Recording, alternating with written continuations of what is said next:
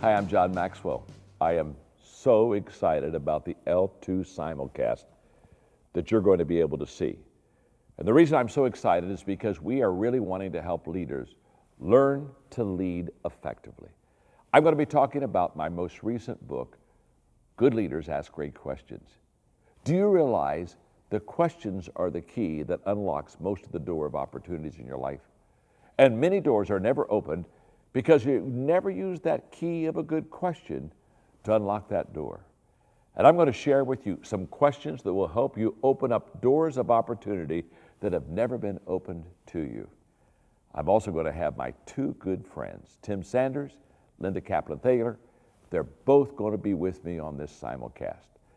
Tim Sanders was with Yahoo. He was a creations officer. This guy is so creative that if God would have wanted help on creating the heavens of earth, I think he would ask Tim. Linda Kaplan-Thaler, this lady knows marketing. She's the one who put the duck in Aflac.